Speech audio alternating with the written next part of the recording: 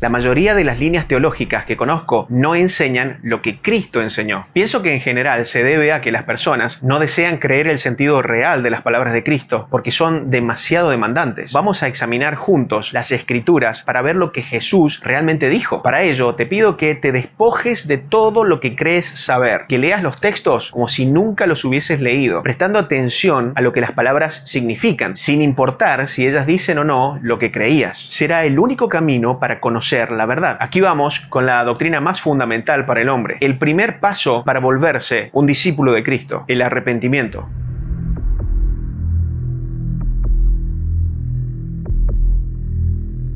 Comenzó Jesús a predicar y a decir: arrepentíos, porque el reino de los cielos se ha acercado. Jesús les dijo: ¿pensáis que estos galileos eran más pecadores que todos los galileos? Os digo, no. Antes, si no os arrepentís, todos pereceréis igualmente. No he venido a llamar a justos, sino a pecadores al arrepentimiento. A diferencia de aquellos que dicen que el evangelio se trata de creer en la obra de Jesús y pedir perdón por los pecados para ser salvos, Jesús predicaba el arrepentimiento. El arrepentimiento supone un cambio radical y absoluto en la manera de pensar, que conduce inexorablemente a un cambio radical y absoluto en la manera de vivir. Eso es arrepentimiento. No hay un solo caso en la Biblia de alguien que haya pedido perdón por sus pecados pasados para salvación, aun cuando Jesús muchas veces lo otorgó, ni que alguien haya recitado una oración, pues Dios quiere un cambio de vida y por eso perdona los pecados. Cuando se acercó el joven rico a Jesús para preguntarle cómo obtener la vida eterna, Jesús le dijo que debía obedecer los mandamientos de Dios, congruentemente con lo que dijo en otro momento: no todo el que me dice Señor, Señor, entrará en el reino de los cielos, sino el que hace la voluntad de mi Padre que está en los cielos. Obedecer los mandamientos de Dios definitivamente es una vida completamente distinta a la que viviría un ser humano. Y luego agrega que se deshiciera de todas sus propiedades y le siguiera, lo cual es renunciar a su vida por Jesús. Si bien Jesús no hace siempre mención de la fe cuando habla de salvación, ella está implícita, pues nadie moriría a su propia vida